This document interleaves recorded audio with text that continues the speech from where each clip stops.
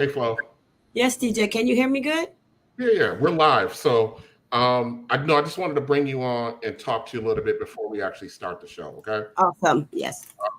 All right. So, listen, we've been we've been streaming now for 2 months, and the entire 2 months we have been addressing uh, black male, black female relationships from an image perspective, and we've been Yeah. focusing on her image and things related to her image and her contributions.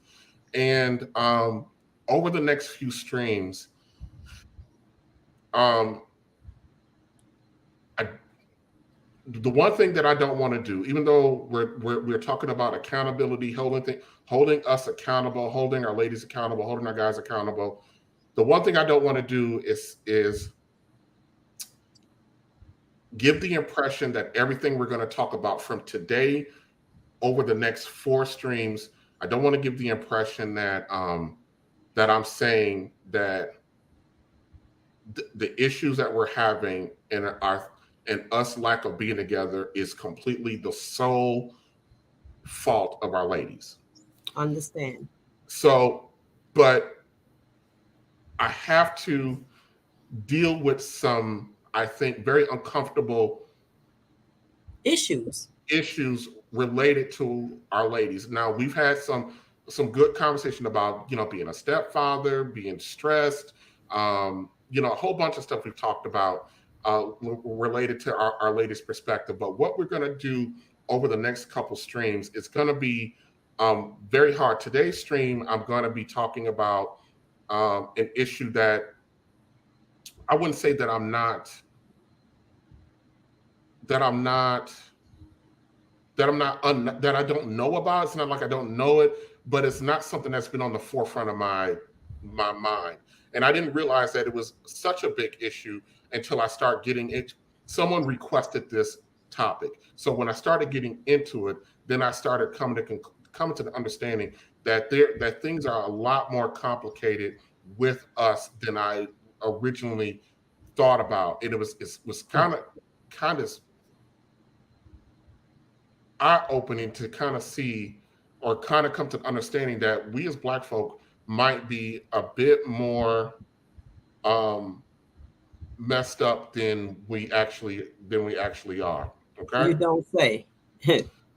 One of the things I want to talk about is kind of how we got started, Flo. Yes. So many years ago, um, I was living in a town called Madison, Wisconsin. It's where I went to college. It's where I graduated. I started working for the Urban League, and then I was always had a creative outlet. Like back in high school and post high school, I was really involved, like in theater and writing and creativity and stuff like that. And then while living in Madison, I ended up befriending several people in the creative space. I had a friend who worked at the local R&B hip hop station. His name is Derek Underwood, but his radio personality was called 3D or 3 Digger. He also was an online. He wasn't online back then, but he was also Yeah. a radio personality, and then he also did DJing in clubs and stuff like that. And then Yes. Yes. he also had a professional job as well. So that's how I met this fellow named. I met him, and while we were in Madison, I ended up publishing a novel. I ended up turning that novel into a stage play, and then I ended up doing things. Madison, Wisconsin was not is not a city known for a lot of things geared towards Black people. It's a town for college students because that's where the University of Madison, Wisconsin is at, and it's for families. There's really nothing in between. If you're not in those two categories, it's really hard to find outlets, especially if you at that time the city was only about 3.5% Black. So there was not a lot of stuff for us. So I ended up collaborating with him and a few other people and ended up doing quarterly events that we called the experience. We would bring in comedians, live bands. We would have Chicago got this dance style called stepping. So we have a stepping contest. So we kind of did all of that. So fast forward, I actually ended up leaving out of Madison, but I kept in contact with with Derek. And then after leaving Madison is when I met Flo. I met Flo through my job. Yes. And we're not gonna get into what the job was, but I met Flo through the job, and Flo ended up out learning was a reggae artist. And Yes. so I was still looking to have a creative outlook. So as I developed a friendship with Flo, I still had but 3D, the radio station ended up changing format, got bought out, and he was now looking for employment. So what I ended up doing was going to the both of them and saying, hey, let's combine our talents. And before online streaming was a thing, we got And together, built a website, and then created an online show that was marketed specifically towards professionals. The show was called The Big Show, and we had a format where we talked about, we did music stuff about entertainment, we did news, news. we did just a skits, a lot of stuff. It was specifically geared towards working professionals. So it was a different kind of show. We didn't get very far in that show, in that process. We did about 4 episodes, and we had to travel up and down the highway to do that because Yeah.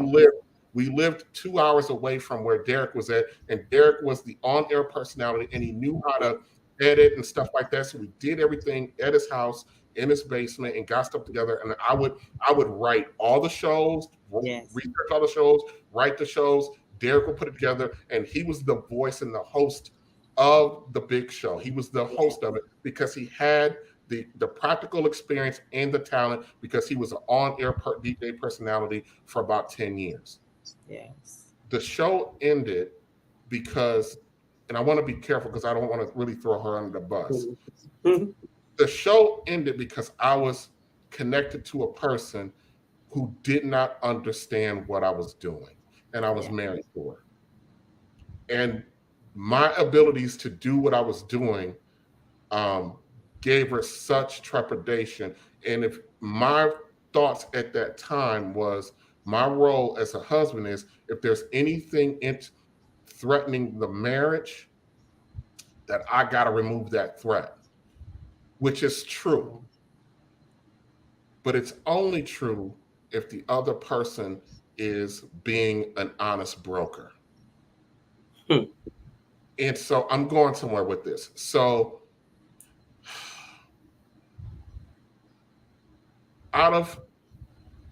to be honest, out of fear of losing her, the disruption of my house, I actually went to Flo, and I don't know if you remember this, but I went to Flo and Derek, and told them that I could no longer be involved and that they should continue together. And they both said, if you're not, this doesn't happen without you. But Flo and Derek they were the talent, not me. They were the talent behind all of this. 3 was the host. I barely said a word on The Big Show. If I got a few episodes of those. If you could ever listen to it, most of the dialogue, most of the content, most of the creativity was run through Derek and Flo because they were the talent. But I didn't do what I probably should have done, and I did it out of fear. How does that relate to today? Hmm. We have very profound, deep-rooted issues in our Black community, and we walk around here every single day as if those things do not exist. Hmm. One of my thoughts is that I believe that those issues that are not being addressed is strictly out of fear. There's a major issue going on with our Black women, and it's generational. And we don't deal with it because I believe we are, as a culture, are afraid to address our women and their decision making and their behaviors and the things that they decide to do. This, for me, this is not as much as our women's fault as I blame our men. We are supposed to be the leaders of our community and our homes, and we allowed things to happen that we shouldn't have happened, and we don't do anything about it because we are afraid culturally. We are afraid of what our women will do. Hmm. And that's a wrong-headed approach. Yes. over the next several streams, I'm going to be addressing issues with our ladies, with the women, in particularly our mothers. Hmm. And it's going to seem like I'm laying the bulk, especially where I'm going to lay this stuff out, the bulk of what our issues are at your feet. I'm not. All I'm saying is we have to examine and deal with the issues that have brought us here. And it did not happen overnight, and it did not happen in 5 years. We're talking about over 50 years Hmm. of issues that affect the modern. And then we're talking about hundreds of years of programming that led us through Reconstruction, I'll get into Reconstruction. So I brought you on, Flo, to kind of, well, as maybe as a crutch to kind of walk through that while I'm looking at you, while I'm talking about this stuff. This is uncomfortable for me for a little bit. Tonight's issue is uncomfortable for me because I have a perspective. I have a family. Tonight's issue topic is mother, daughter, friend, or foe. I was raised exclusively by my grandmother, who has 4 daughters. I bared witness to that dynamic. And I'll just leave it at that. So we're gonna strap in and get going what we need to do. We're gonna start the show. Flo, you got anything you got to add to that? I'll say this. Always remember when you're dealing with kids, what you put in is what you're gonna get out. We can get this started. I think this issue is more so than kids. When I think of kids, I'm thinking little stuff. Little kids don't got issues. We're talking about that's where it starts. That's where it starts from, though, TJ. It don't start when they become adults. A lot of these issues starts from the time these kids are young. And they remember 0 to 5, kids learn 75% of what they're gonna learn throughout life. They learn the other 25 from 7 on up. So that's a lot that a child learns and pick up within that time. And once you don't install and embed what you need to embed in that child at that age, you lose as a parent in for what I have studied, you know. So all right, good enough. All right, everybody that's watching, the panel that's in the waiting room, let's get to it. Let's have a conversation. Hey, yo, let's chop it up, man. Hey, yo, let's have a conversation. Hey, yo, may I interject? It's about time for communal reconnect. Power of the we in some type of context. Working on the us so we can hit up what's next. It's that grown brother, grown sister type of flex. More like soul check, not just collecting checks. Fact, not feelings is what we got on deck. Take the high road, so this here is high tech. Getting to the real, everything that we hitting on. Pull up or sit down, tell me what you sipping on. Reclaiming kinghood, that is what we getting on. Real headlines is what we spitting on. So, hey now, yo, let's have a conversation. Maybe take a sec to talk on what we facing. Only way to change is to change the situation. How about we break bread now and have a conversation? Hey now, yo, let's have a conversation. Maybe take a sec to talk on what we facing. Only way to change is to change the situation. How about we break bread now and have a conversation? Let's have a conversation. Hey, yeah, let's have a conversation. Have a conversation. Have a conversation.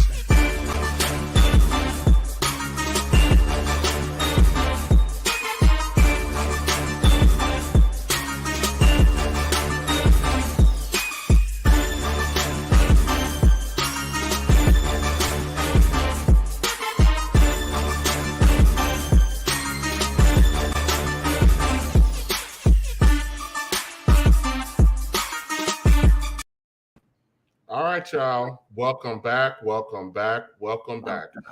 We are the Real Bravado Network, and this is Have the Conversation. Before we get started, do me a huge favor. Go to Real Bravado Network on YouTube, hit the subscribe button, hit the like button. This is the biggest way you can, what you can do to help support the streaming platform. Also, those of you that are watching live right now, if you would like to participate or come onto the stream, let me do it right now. I'm going to click a link, and I am going to put a link in the comment section. I just did that. So if you have your phone with you, go to YouTube, Real Bravado Network, click on this stream right here that we're doing live right now. In the comment section, I just put a link. You click the link, you can come up on the stream with us and discuss the topics, okay? So that's how you do that real quick. All right? Please feel free to join. We do value your comments. We do value your feedback. Please feel free to join. All right. So over here on Have the Conversation, we dare to be bold and not silent. Okay. So let's get down to business. Let me introduce myself real quick. My name is Tavares Moore, and we talk about Black people's issues from an image perspective. I'm an average middle-class Black man who has a vested interest in the outcomes of between Black men and Black women. I also have a vested interest in our collective image because I am impacted personally by our national collective image. How society at large interacts with me is based on our image, okay? All right, so now the way we engage each other on this stream contributes to our image. We as Black people have become comfortable with being very informal with each other, which can lower the ability to maintain respect and decorum. While we are having these pressure tested conversations, as the facilitator, I will do my best to hold everyone to the standard of respect and decorum. It's dignified, it's respectful, and it shows decorum, especially during our pressure tested conversations. We are going to attempt to do all of these because here at the Real Bravado Network, we are invested in her image, his image, and our image. And over here, we are definitely, we're here to be bold and not silent. So let me recap a little bit what I mean by image.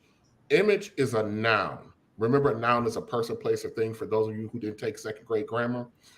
Sometimes image can be used like a verb, but image has several meanings if you look it up in the dictionary. But the one we operate under over here is image is the reputation that a person is known for, that which includes the behavior, the character, and also our appearance. Another way of putting it, it's how you are perceived. It's your reputation, which, for a lot of people, all you got is your reputation, So let's get to our topic. For our topic of the day, we always introduce our topic in a segment called the Real Bravado Headlines, which is where we introduce the topic from a fact-based perspective. So without further ado, let's get to our headlines.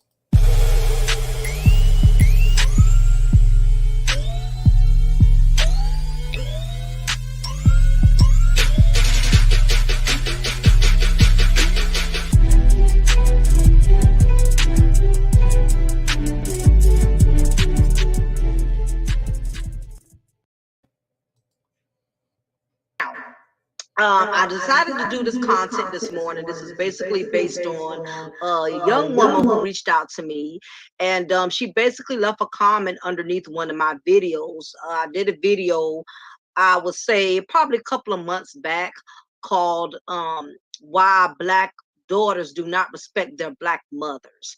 And this was one of the most popular videos that I have done since I started blogging. I've been blogging a little bit over a year and some change. And this is one of the most popular videos. And I didn't realize how much there was so many Black women that had very poor relationships with their Black mothers. And I didn't realize that until I did this particular content. And I had so many Black women reach out to me, letting me know that they definitely enjoyed my content due to the fact that it's a lot of Black women. A lot of us do not get along with our Black mothers. What's up, Junk Pile? I appreciate you for stopping by this morning. I appreciate all of you who are in the chat room. Thank you for coming in. it's a lot of black women. A lot of us as black women, we do not get along with our black mothers. It's a lot of black women, unfortunately, that are very troubled due to the fact that they do not have a good relationship with their mothers.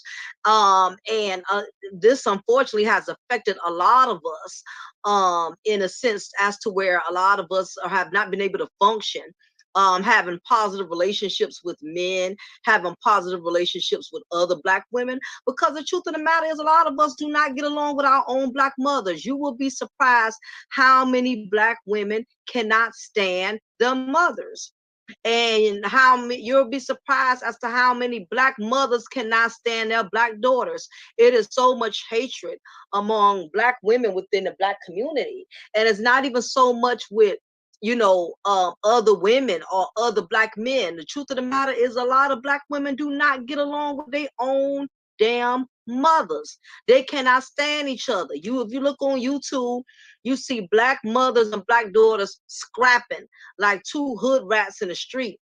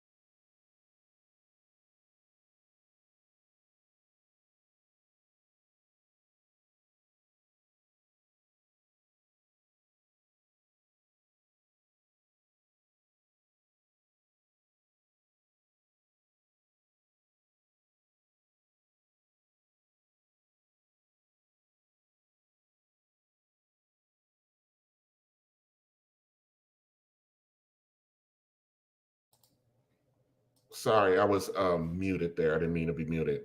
Over the course of the Real Bravado Network, one of the goals of the Real Bravado Network is to provide a place to address, deal with, and come to some solution regarding the lack of pairing between black men and black women. We wanted to look at this from three different perspectives, all centered around the concept of image, her image, his image, and our image. Over the last 7 streams, as we continue to develop our stream platform over here, we have been dealing with her image. We have taken on issues like being a stepdad, being strong, independent, and stressed, what it means to be friendly, beautiful, and inspirational. And we started the streaming platform by asking a question: do we as Black people have a problem? As we continue to address issues from her image point of view, the topics are going to get more serious, especially as we start the transition into addressing things for his image. Because we can't deal with every single issue right now that impacts our issues, at this time, we're going to have to be selective in what topics we're going to try to build towards doing something regarding this huge gap between Black men and Black women. The topic today is something that has just recently been brought to my attention. Well, kind of been brought to my attention. And I have to admit that I'm not really the most versed person on this issue, which is why I'm grateful for my panel. Well, I didn't really understand that this might be a huge issue with our women. But the more I dug into the topic, the more I became a bit uncomfortable with the issue, because I had a thought that, is this really a thing?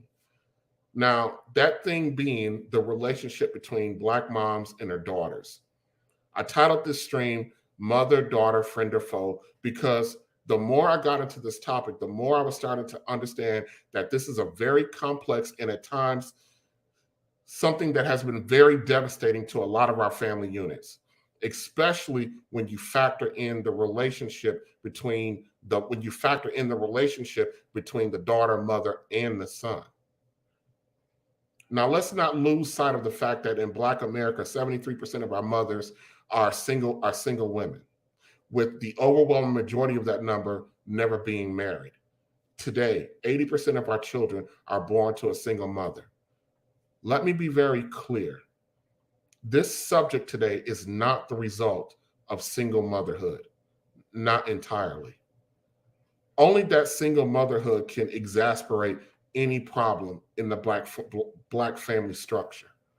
And in a later stream, we're actually going to talk exclusively about the Black family structure. And let's make one more thing clear. Today's Black family structure is mother and children. 80% of our children are living in homes where the father is not there. So when you talk about Black family structure, Black families by and large do not have families in that structure. Family is something very different in Black America.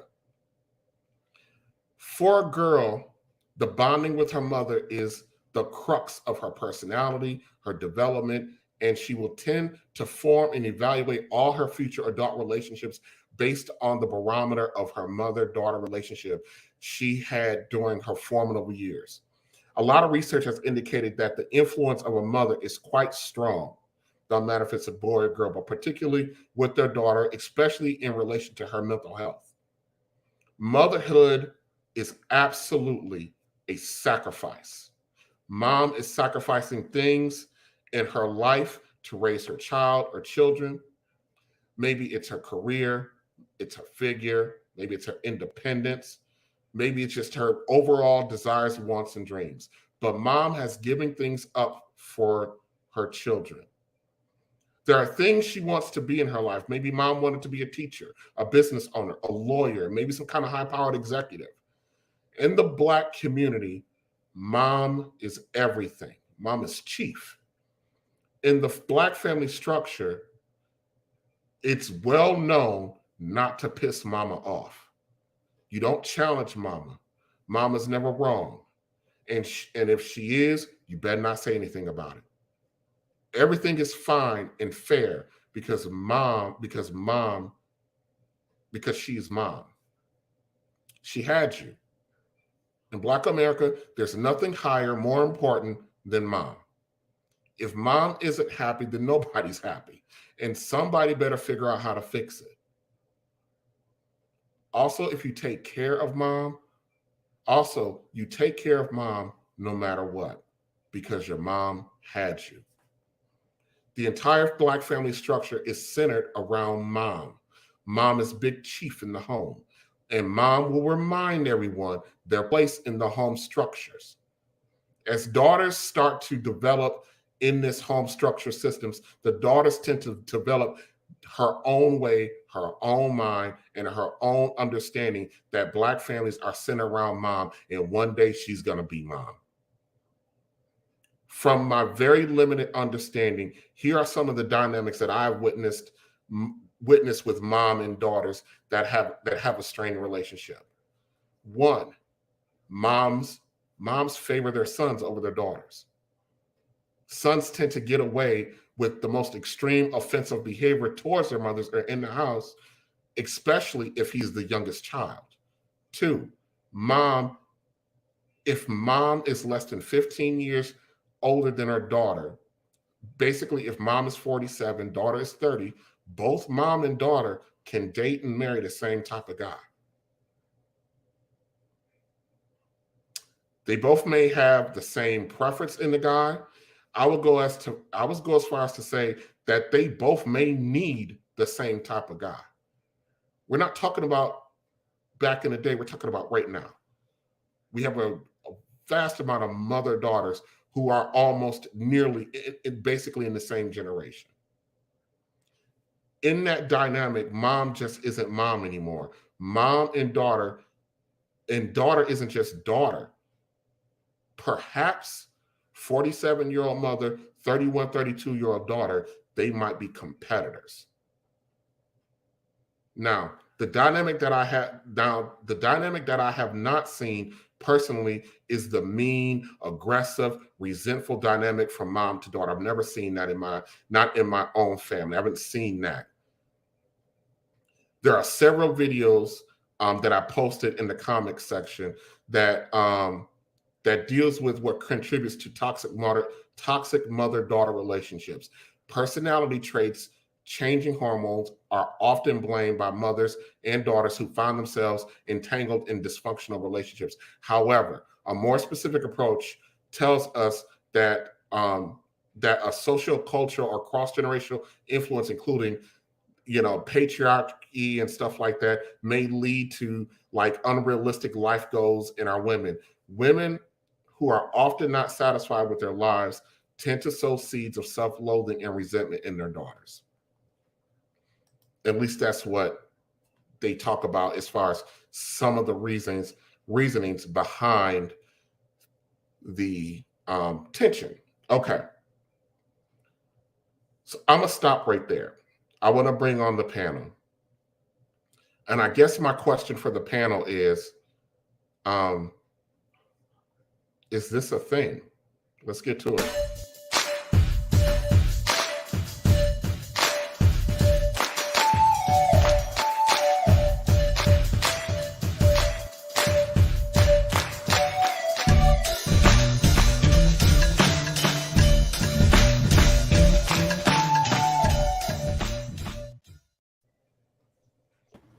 All right, y'all, you there?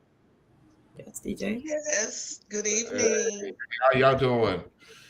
All right. So, question one. I don't no particular order. Is this a thing? It is. It is. Yes, it certainly is. It definitely is. I know it is. Okay, explain.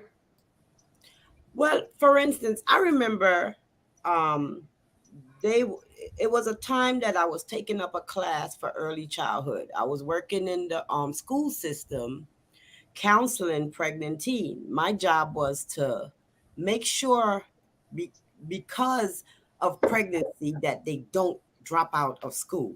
So I used to have to do a lot of home visits and go to the home, and I remember having this one client. She was very timid about me coming to her house. She would always make excuses, and she was pregnant.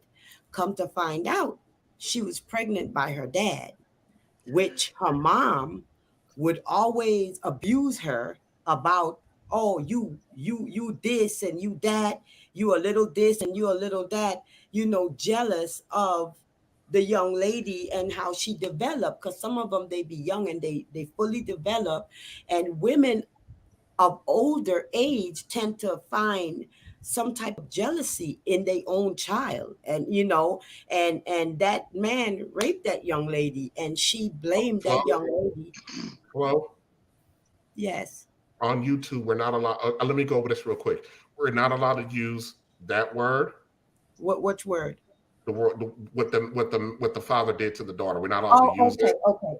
We're not, yeah. Well, No, I know. Yeah, we're not allowed to use that word. When someone take themselves out, that word we're not allowed to use. okay, They will actually flag it and then shut us down. okay, my bad. I Yeah, yeah. apologize. So we got to find other alternatives to But those two words. But go ahead.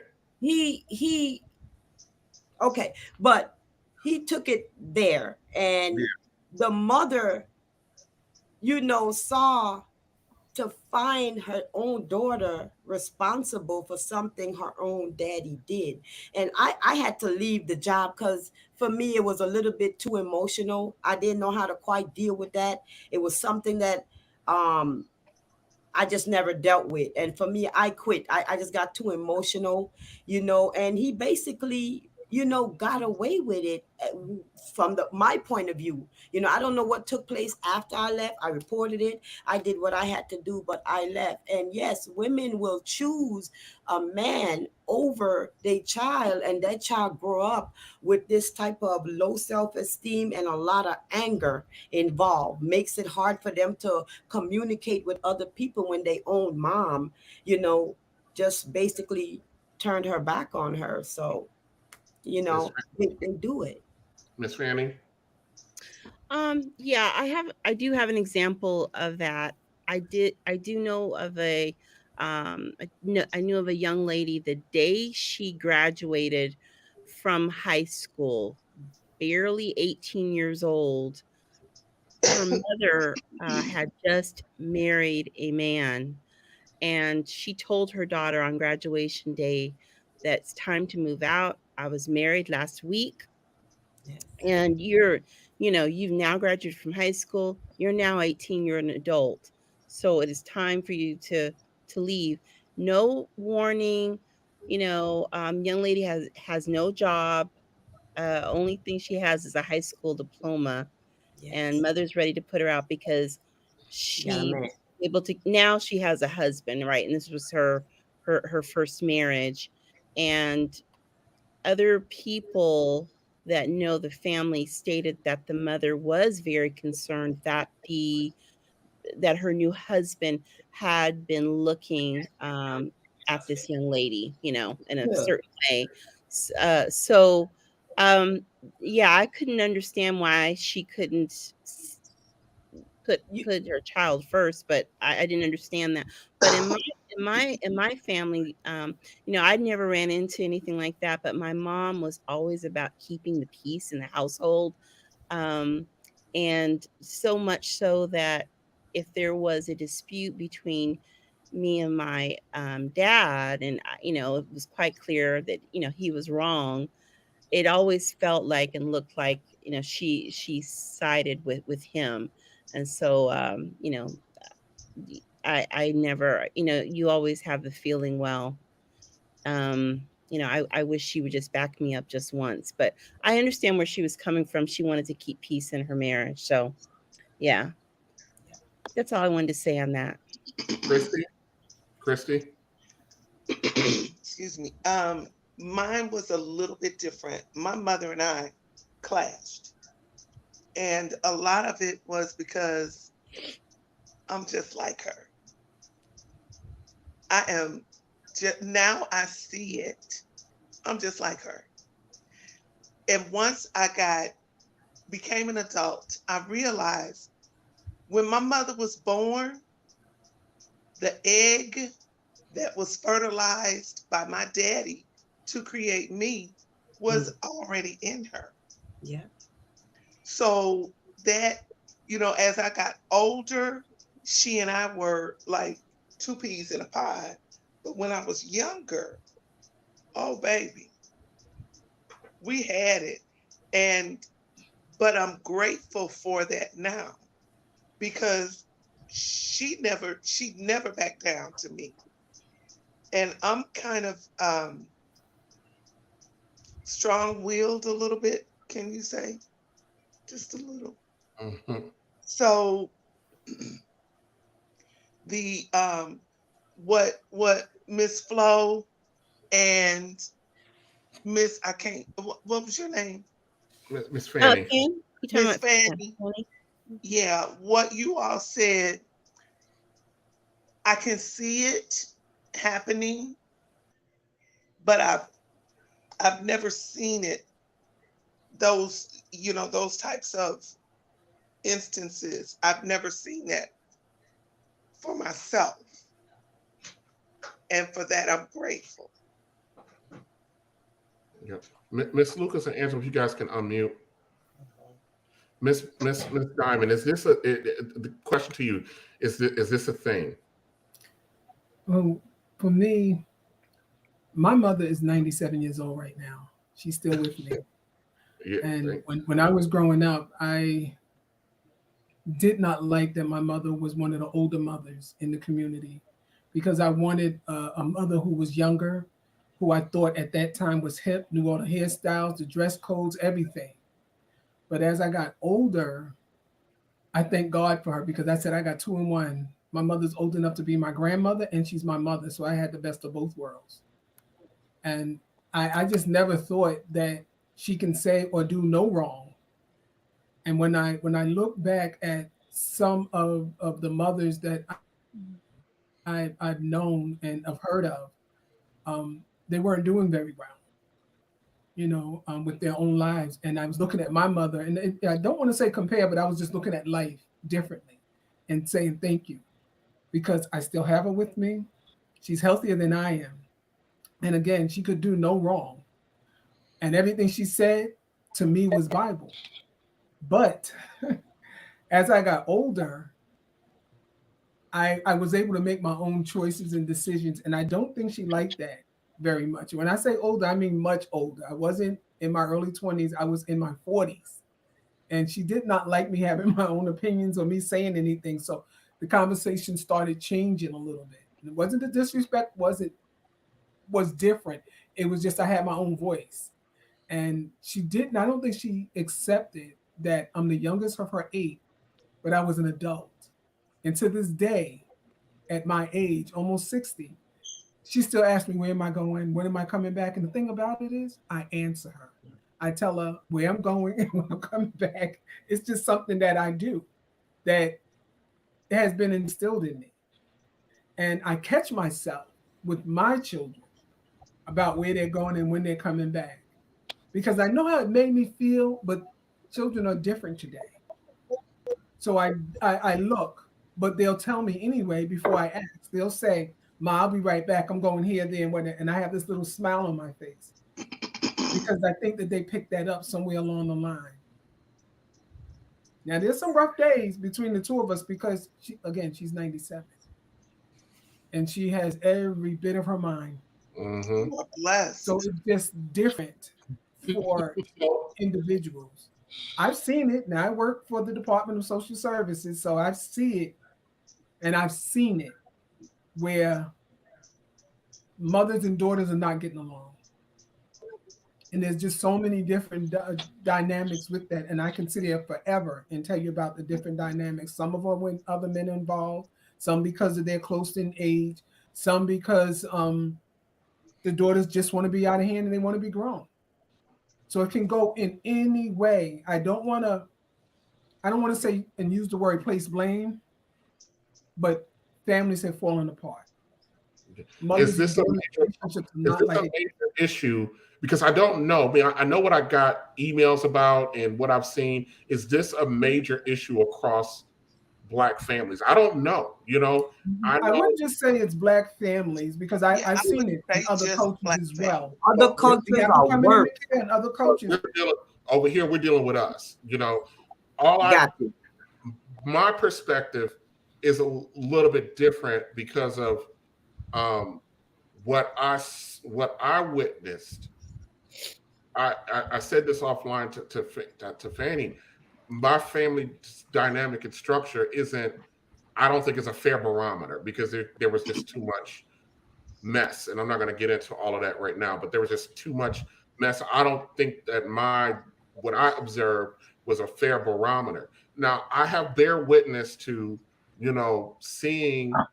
The majority of the times when I've seen mothers and daughters not get along, it's usually centered around the unequitable of treatment between son and daughter. That's where I've seen, the tension. But some of the research that I've done, videos, articles that I've read, that actually that's not the biggest issue. It's other stuff. So I was kind of leaning to you guys to try to figure out what is this other stuff, because I don't know. It's funny that you say that because my daughter, she's 32 right now. She used to say to me all the time that I favored her brothers better than I favored her. She used to say it all the time. And the thing about it, and now she's grown and she has her own children. She says, now I know what you meant, Mom, when you used to tell me that you love us all. And you said that she thought I loved one more than I love the other. I said, I love you differently. I have 3 biological children. So my oldest son, he was my first child. So I love that in him because he was my first. For my daughter, she is the only biological daughter I have and only biological daughter I will ever have. And then my son, my youngest son, he's my last child by my husband. So I'll never have any other children by my husband. So I love them differently. So now that she has her own children, she's able to say certain things to them and she starts to understand, say, now I understand. You did not love this one or that one more than you love me. It's just that we came into your life differently. So I appreciate her for saying that, because now I smile when she says that. Because when I hear her saying something back to me, I say, now you understand, now you get it. So I say, almost, my job is almost done. And I'm okay with that. Christy? Now, my mother and I, we clashed. Our personalities were both very, very strong. But, and I used to wonder, my she passed in 2004. Um, but I used to wonder why, when she would get sick, I was the first one she would call. I'm the youngest. Why is it that you would call me? And she told me, she said, a mother knows her children. And she knew that no matter where I was going to drop what I was doing. If she said, baby, I want some cabbage, she was going to get cabbage. If she got sick and needed to go to the hospital, I'm the first one there. So a mother knows her children. If there's conflict, it's sometimes it was her, but a lot of times it was me. And that was just me trying to assert my grownness, which she told me, you ain't grown till I tell you. Yeah. Miss Lucas? I had a good relationship with my mother, but my mother did not have a good relationship with her mother, because my grandmother had my mother when she was 14. Mm. And the thought that she had to keep this child, she hated my mother. So as a little girl, I watched my grandmother talk to my mother any kind of way, like, you have all these children, you this, you that. And she never said anything nice to my mother, because the thought that she had to raise her. And so my mother was this beautiful woman. She left this earth when I was 20 years old. So, you know, this woman had low self-esteem. But if you look at a picture of her, you say, look at this beautiful woman. Why she don't like herself? It's because of how her mother treated her. Her mother made her feel like she was nothing. So in her head, she thought she was nothing. And she never treated herself, right. She married somebody who will beat the crap out of her. I watch my mother get beat. I watch her with the black eyes and the busted lips and the bruises all the time. She would leave him and go back to him, leave him, go back, because she did not know how to love herself, because no one showed her what love was. Her own mother did not love her. And then when she would go to her daddy house, he was a teenager. He was 17 years old. He would beat her. So both her parents, they didn't show her love. She didn't know what love was. But I had a good relationship with her, because she did not want that same experience that she went through. She didn't want me to have that. But the sad part is, even though I told myself I will never let somebody hit me, there's other abuses. Because with my first husband, I went through verbal, emotional abuse. And I didn't think, I was going to go through something like that. But when you tell yourself, I'm not going to go through abuse, you don't know it's other abuse that's out there. And I had to experience that as an adult. But I'm telling you, there is an issue out here. And these parents, they take it out on the children, especially if they don't like the father. They will beat the child, mistreat the child, say, oh, you just like your daddy. Oh, I don't know why I had you. And the children don't need to hear that. But as an educator, I saw that. And I had a child in the daycare. He thought his name was MF. I said, what is your name? And he would say the whole word, because that's what he thought his name was, because that's what his mother called him. So as mothers, we got to be very careful how we talk to our children, and because that goes in their spirit, and they grow up thinking, nobody cares and loves about them. Miss Fanny? Yeah, all I was going to say is, if you're looking for a common theme that we've seen in the African American community amongst mothers and daughters, that would have to be it. Would be that where she's treating the boys are treated differently. That's why we have that saying in the African American community about mothers raise their daughters but they love their sons. So that's exactly why, because that is very common. And I haven't really seen that. I've been around a lot of white people. I haven't really seen that as much with them as I have seen with us. And we Right. love to say mama's boy, daddy's girl. That Uh-huh. saying, But, Yeah. but ain't no daddies. that saying Daddies are have not, a lot to do with it too. but the daddies are not around for the balance. The daddy is not right. He's not around Yeah. to balance They it. So the they, boys they get still that say it. nurturing. They still say it because of the dynamic between a dad and his daughter versus a mom and her son. Not that they're around, it's just the ones that is around. They just say that it's like daddy's girl, mama's boy. So girls get treated different by their dads, That versus is the son. true. You it is what it is. So hey, That is so true, Miss Flo. yes. Mm-hmm. Yeah, absolutely. It's So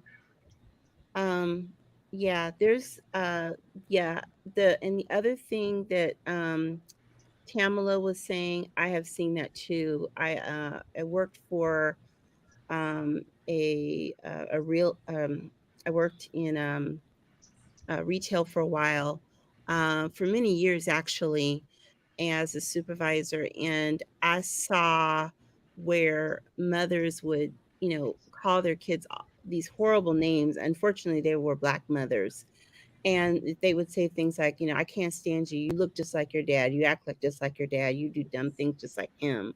Yeah. And I'm thinking, why are you taking this out on the child? And if the man is so bad, I mean, why did you have the child with him? So Yes. yeah, it's just horrible. So Horrible. I have seen that unfortunately a lot. Hmm. mm, Yeah, Hmm. I really didn't know really where to go with this particular topic because, like I said, I don't have the best frame of reference because I don't think my growing up in my grandmother's home that was a fair representation of a typical dynamic between mothers and daughters. So um, but but I didn't know. I mean, to this, I don't really know how. I don't want to be dismissive of the dynamic that it's a thing, but I've never personally seen like across the board mamas and daughters at their throats. But the way that some of the the research that I've seen, it seemed like it's a very common thing. But and just because I'm a big fan of saying, just because you don't see it, that doesn't mean it doesn't exist. Yes. Yeah. And envy, So envy and jealousy plays a big part, especially yeah, when they're close in age. yeah. That jealousy is something. Mhm. Some of these Well, women. You got to when look you have at mother, go you got to ahead. look at you got to look at the time when the high percentage of teenage pregnancy and where there were so many teenage moms. These are bad and bad, and then you still got the mom still clubs, children going to the clubs. You got grandma in the club. You got all of this. You got 3 generations, and nothing nobody told me stuff that I've seen for myself. Because I used to go to the clubs, and I used to be at the club. I used to see the grandmama in there, the mama, and the child. You got children because they don't have children and that they can hang with their parents instead of the parents they want to be their friends. You have a lot of that. I'm proud of my niece. She got pregnant at 14, gave birth at 15. She went to the University of South Carolina, graduated. Right now she's in Africa. She's been in Africa for about 2 weeks. She's a traveling nurse. She does so much. She was one of the people that said, "No, I would not be a statistic." And her daughter graduated. Her daughter just graduated from high school. She's going off. She's in college. have to say, okay, I'm gonna make a difference. I'm gonna make a change because I sit in the library one day and I heard a lady talking about this thing we saying. She said because grandma did this, because auntie did this. This all know to do is to do that, and I hate different. Where there's a will, there's a way. If you want to change, Yes. you can change. Yes. Change that. Yes. Said I'm gonna be that I way. kind of, I lost my mom. Miss Angela, I kind of got to paraphrase because you with the house full of kids. I was I don't going know to if you drop remember. out of school. Angela I breaking was up. going to matter of fact, I was Hey, the very Angela, first one. My family to go to college. Angela, can you hear me? Angela, can you hear me? Yes. Okay, I got to paraphrase what you said because you broke up the whole time you're talking. It was just very, very choppy and staticky. So I'm a kind of paraphrase what you were saying. You were saying, and correct me when you know, if I'm wrong. You were saying that you've seen a lot where you, especially when the mothers are close together in age, you see a lot of, I'm using the word boundary issues. You got grandmama, mama, and daughter all in the club hanging with one another. And not necessarily anyone been able to provide the right influence because they're all sitting up there together trying to do the same thing. Of course, yeah, in the 90s, you had the explosion, you know, of the teenage mother in Black America in the 90s. You know, I was coming of age in the 90s, so I saw it left and right throughout high school. I remember I entered high school in like 93, and by the time I graduated in 96, you know, we had a graduating class of like 300. There was about 14, 15 pregnant girls on graduation. So, you know, or even before. So now that those mothers now are my age, and those daughters now are heading into their 30s and they're both single and out on the market, almost competing for the same type of man, and without the growing, and probably them growing, I'm just guessing, growing up with each other and so close together in age, the mother treats the daughter like that's her friend. Yeah. You know, and then gets angry when the daughter don't respond to her with the parental respect that we are accustomed to seeing. And then you get this explosion. I mentioned in the monologue, if you a mom of 46, 7 years old, and your daughter nearly 30, and y'all both single, that's not mom and daughter no more. You're competing. If you got a 44-year-old or 43-year-old established man who's looking for a wife or looking for somebody to companionship long term, this man he's appropriate for the mother and the daughter. And TJ, remember when we had the drugs that hit the street, women were still getting pregnant, you know. So now you have these women having these babies, and as they become 5, 6, 7 years old, they fending for themselves at a very young age. So it leads them to kind of like have very little respect for the people who had them, because they are more the parent than the parent themselves. Yeah, there's I would imagine, because when I was doing this research, there are a lot of different dynamics at play with the mother and daughter. So now, what I saw a lot about was what came up the most was the cruelty from the mother to the daughter. Yes. Now, from my personal experience, what I saw growing up, and it just could be, and I mentioned this, me and Fanny had an offline talk, and it could be just from my male perspective, but what I saw in my family, I saw the cruelty going the other way. And if they had, I'm a firm believer in something can happen to you, or you can be wronged, and it's fair that you were wrong. Not fair that you was wrong, but the feeling of being wrong or the act of being wrong is justified. But your response to that can negate or diminish what you were wronged, how you were wronged. And for my personal family, if my grandmother did something that they deemed to be wrong, What these ladies did, these are my mothers, my aunties, the way that they responded or dealt with or handled with my grandmother, I felt was atrocious. And maybe I'm coming from a very maybe biased perspective a little bit from it, but I'm just all I can go by because obviously seeing what I'm seeing as a teenager, a young man and a teenager, I wasn't there when they were growing up and being developed. I do know the history of my family, you know what I mean? But I'm just talking about, what when I was doing the research, I saw a lot of stuff related towards mothers being cruel to their daughters, and that doesn't register to me because I didn't see it. I take that back. I absolutely take that back. My auntie was cruel to her daughter. I witnessed that. And I see the result of that in my cousin now.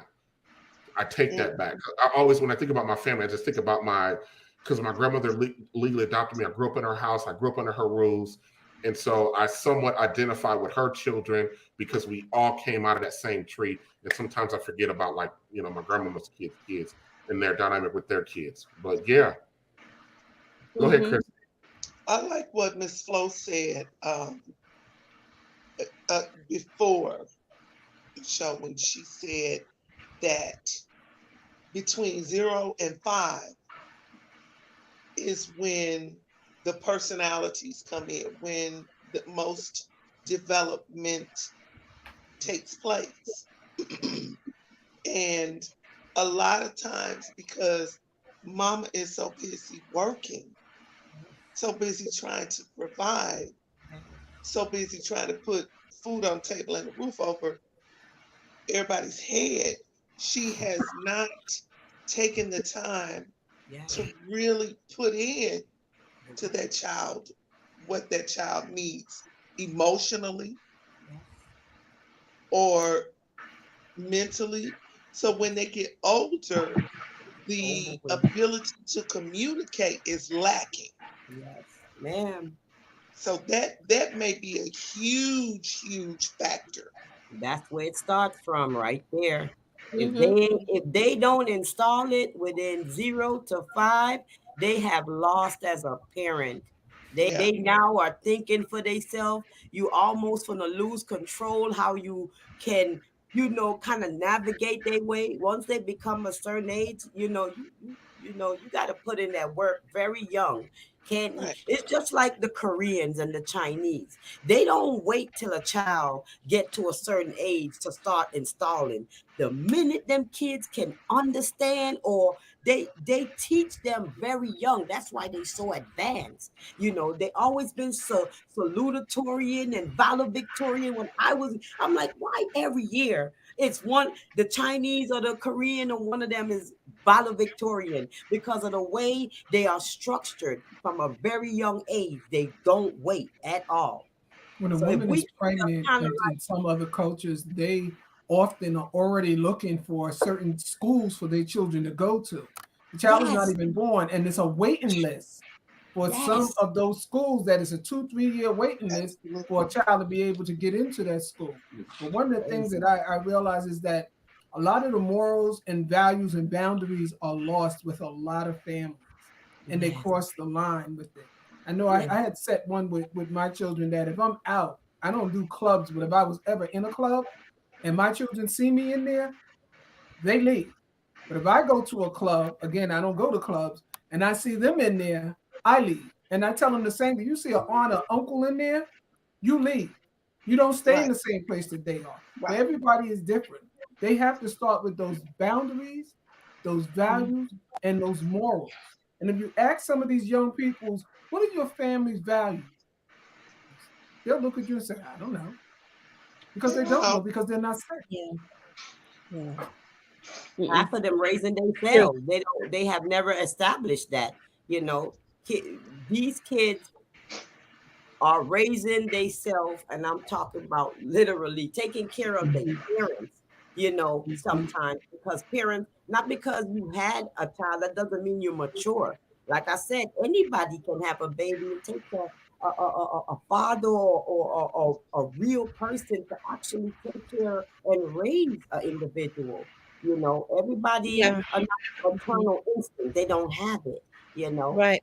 Parenting requires, yeah, the maternal, paternal instinct and also the maturity. And not everybody Yes. has that maturity. They Age may ain't have nothing the but a number. instinct to want to, I, they may have the instinct to want to become a parent to be able to say, I'm a mother, I'm a dad. But that doesn't necessarily mean that they want to actually do that job or know what that job entails. But then a lot of parenting is on the job training. That You is got to true. learn while you go. Yes, Yep. ma'am. I Absolutely. But not Yes, everybody's willing ma'am. to learn, though. I that is agree. true. But That yeah, is so true. absolutely. That But a I lot of agree. it, you know, a lot of us, most of us, had to learn while we were, learn Yeah. while you grow. Go, and I was one of them, and I told my mother when I brought my oldest son home. Um, my ex-husband and I stayed at her house for a few days, and I told her, I said, I don't know what I'm doing. Hmm. She said, Hmm. you will learn, and I will teach you. Yes.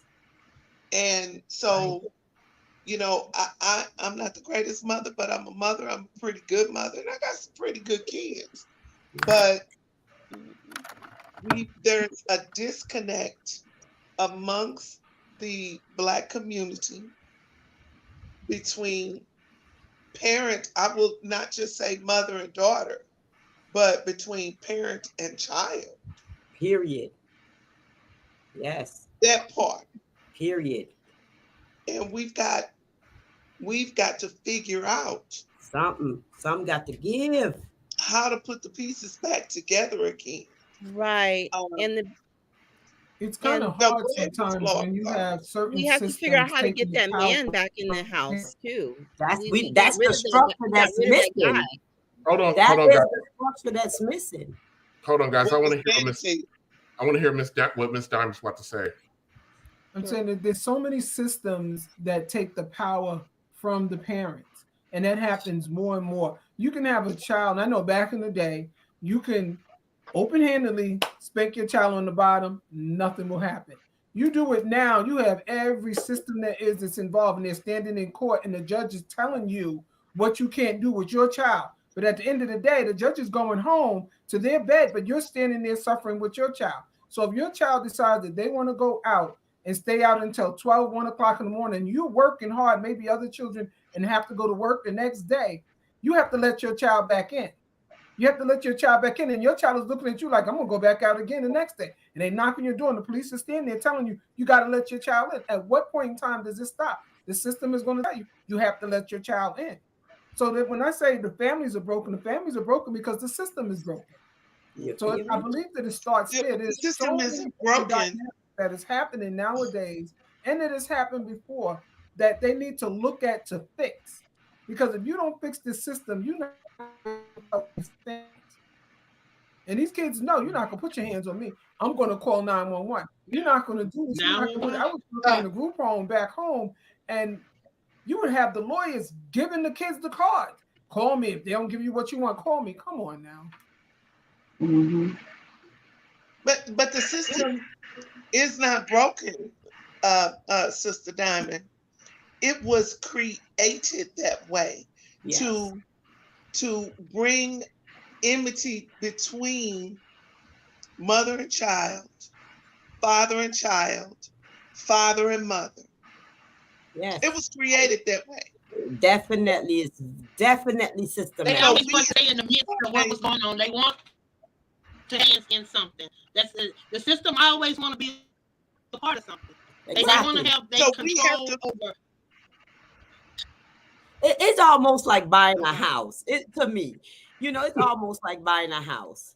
Now, I see a house for $150,000. So now I'm spending my whole life trying to pay off this $150,000. So now that I'm down in age and I can't work, you put that little entity called property tax. Once I'm done paying for my house, ain't that property should be mine? Why you put that right there? Because you know eventually we're gonna fall to some type of illnesses that can probably cause us to not be able to pay that property tax. But I'm done paying for my house. This property don't belongs to you. It belongs to us as a people. So once I'm done paying for my house, you should have no say so about just this little piece of property that you don't want me to have. But we are living in the multitude.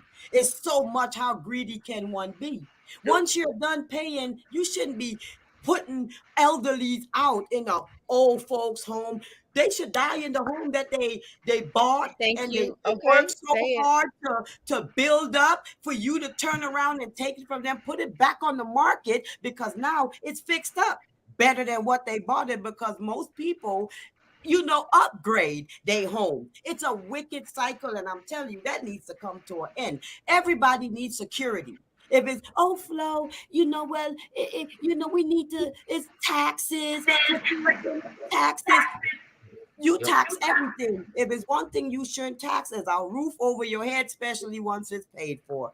Okay. That's how they do it. But we had mentioned that the system was not created in that way. The system was created initially because the little girl was abused, and the little girl that was abused was Mary Ellen Wilson, and that was the department. Well, they didn't consider it the Department of Social Services, but there was a department that got involved, and it initially started with an abuse on animals, and that's how that started. And then we created the system that would help with children, and that system was going fine, but then there was other entities which we consider other systems that got involved. We'll lend you this if we can have a part of that. And then when those systems got involved, then it started to unravel, because you have the Department of Social Services mainstreaming their way to assist and guide these families. Then you have the legal system getting involved. Then you have the police getting involved. And then you have all other systems that's putting their hands in it, but they're not working together. They're working for their own benefits. And that's how the system starts to fall apart, because we as